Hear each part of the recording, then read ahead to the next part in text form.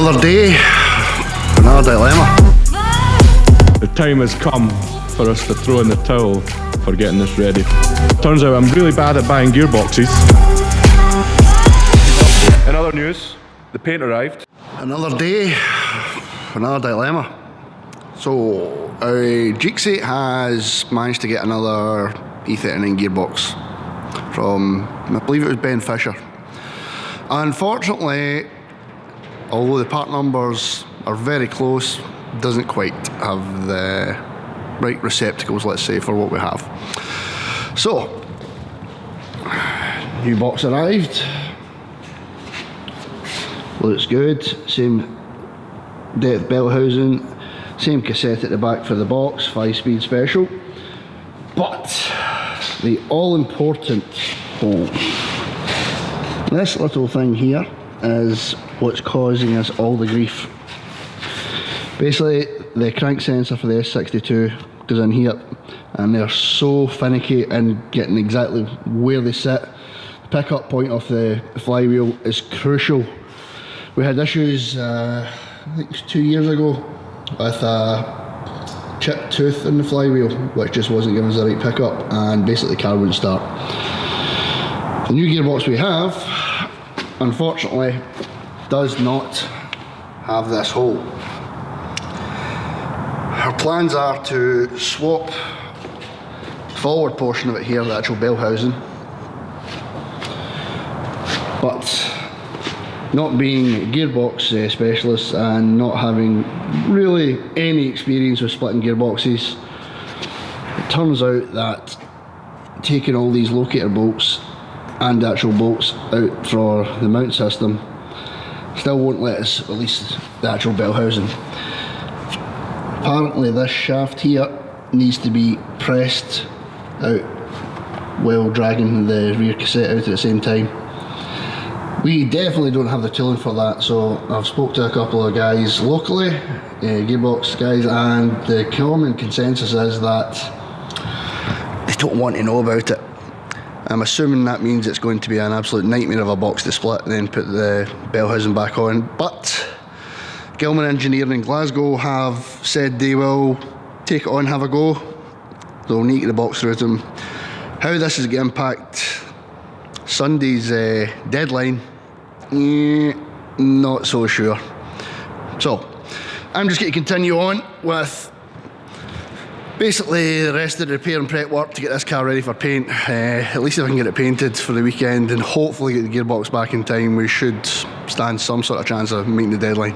With the amount of abuse this car gets, the lovely Zender lower valance extension, it's taken an absolute pounding. It's split here, it's actually split off here, you can just see. I need to repair that section. But here's burst, this is burst in here, it's burst down here, and yet again getting one in the time scale is just not an option, so repair work central. Wee time lapse coming up and we'll keep you updated how we go. Cheers guys!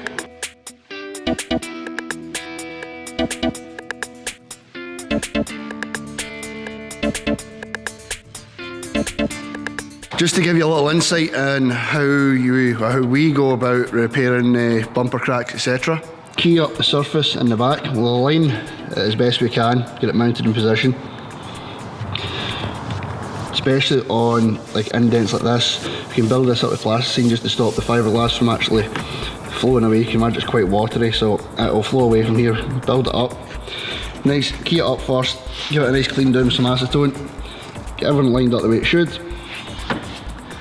Then what we do is we pre-make sections like these.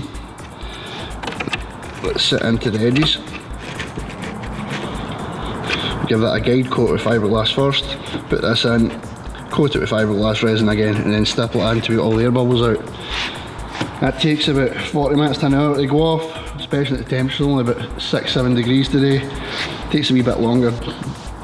If you're working in like a hot room, or at least like room temperature room, you can have this get off in like 10-15 minutes, but unfortunately in this workshop we don't have that luxury.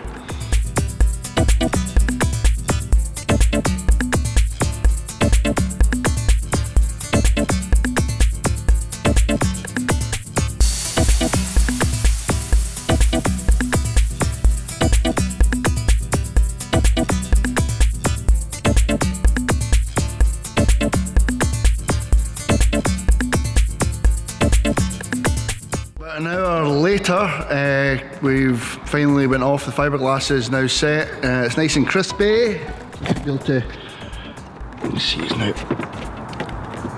nice and hard. That's all reinforced around here. Wee section down here as well. See, I mean, the plasticine now I stopped that and held it back. Other than that, this would just all run away down here. We'll flip it over, we'll get it all prepped up. I haven't seen the car now for a few days. I've been busy with childcare and meetings, so let's go in and see what Stuart's been up to. Fingers crossed it's good. Christ, it sounds like there's some old school GBX rave going on in here. Let's go have a look.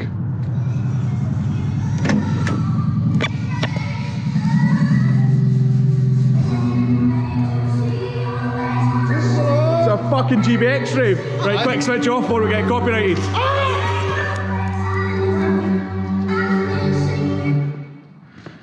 What's going down? Fucking everyone's going down. Yeah. Yeah. Are we doing good? What are you up to today? Topping flaky paint. That's what I've done. Flaky paint and fixing my bumper, which I didn't. Horrendous, mate. It was worse than we looked at. And I didn't order one of these splitters from Albania quickly enough, and it wasn't going to be here in time. However, see, to be honest, see the amount of grief we would have had taking that back off to make it fit, and then it's much of muchness.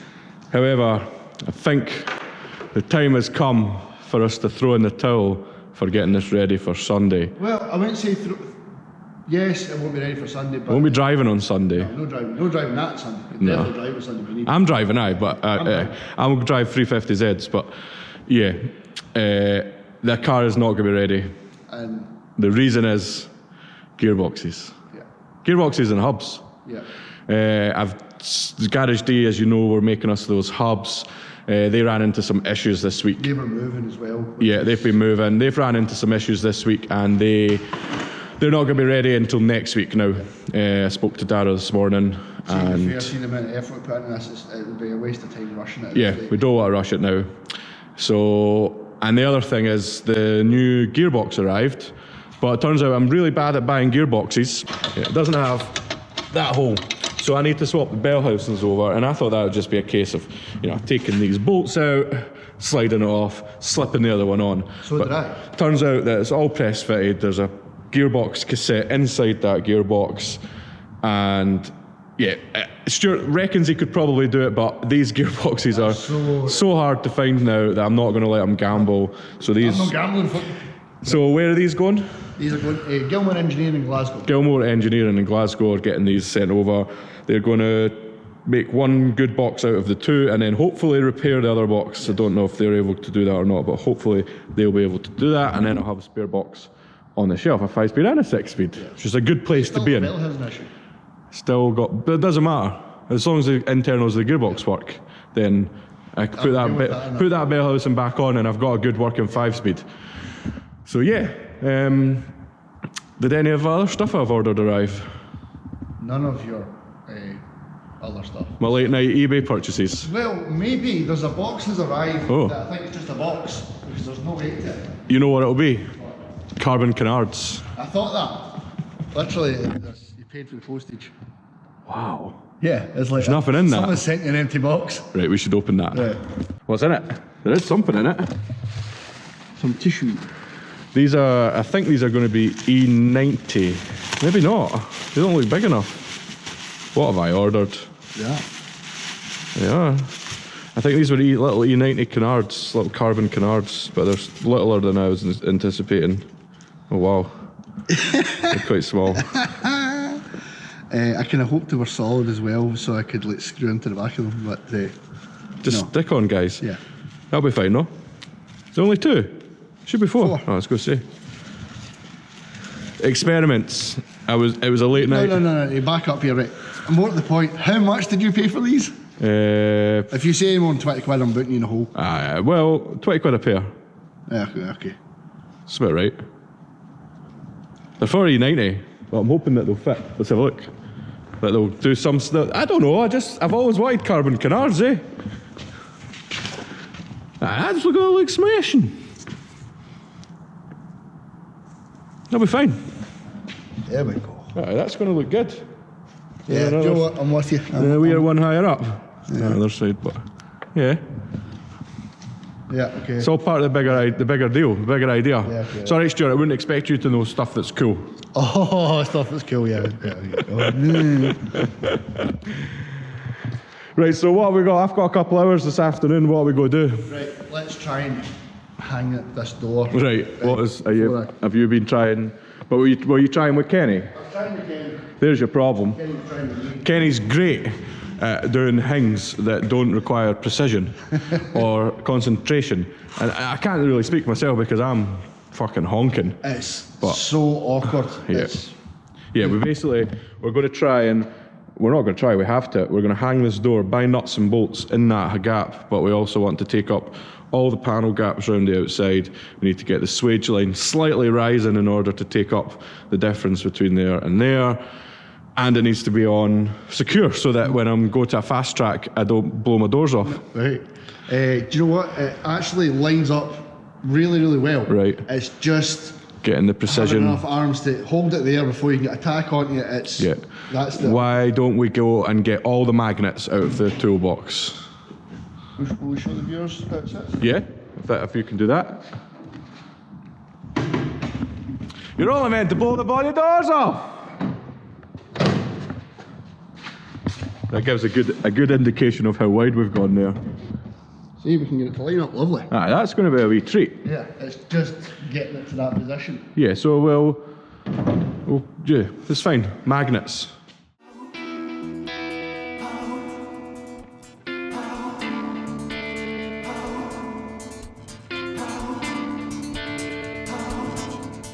Top tip, if you own a GoPro Hero and you don't want it to get wrecked, then I suggest you don't put it really, really close to the grinding sparks or the welder. Hey Stuart. Oh, I blame me. I'm blaming you. It was one of the two of us and I'm not going to blame myself, am I? That's obvious. So you reckon we can save that with a bit of polishing compound? Shouldn't find it. It can't get any worse. So if I try, it can't get worse. Hopefully it's not all fucked all the footage from today. Stu, you wee fucking scrubber. Still look at a wee bit of road rash, but a little bit better. You can take that home with you tonight and just sit and polish it. See if you polish in your normal thing. Oh, no need. No need. Here we've got a couple of the mounts mocked up. One there and one here. See that swage line is lovely. And then this one is going to be just there. Sweet. Ooh, baby, look at that.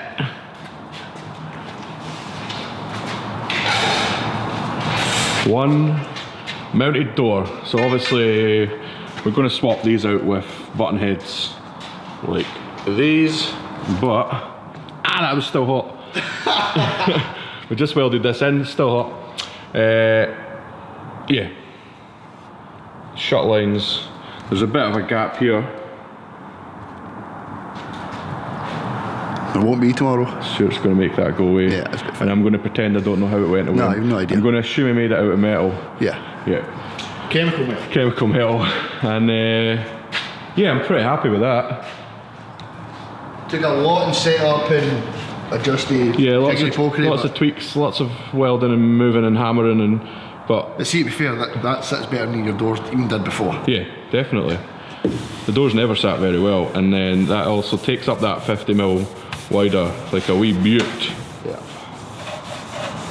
Just there, a wee tweak just at that bit. Other than that, the rest of them are lovely.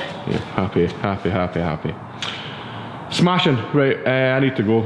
I'm late as always.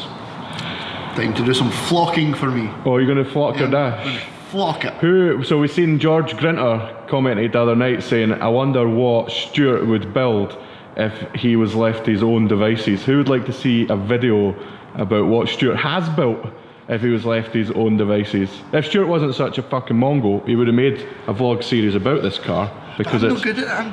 You're no good at a lot of things, but it doesn't stop you doing them. That's true. That's true. The video will show that, yeah. It's basically how Stu can spunk pretty much a house worth of money away in 18 months. Yeah. And still not have a working car. A week, mate, a week. You've been saying a week since fucking December. Christmas Day was going to get fired up. No. Between Christmas and New Year, putting the engine in, even that didn't happen. No, it did. It did. You made a deadline. Yeah. Anyway, there's legs. It's under here. Who wants to see a video about what monstrosity Stuart has built? Monster colour palette, monster power, Shan wheels. Right, I think that's probably enough for a video, so thanks everybody.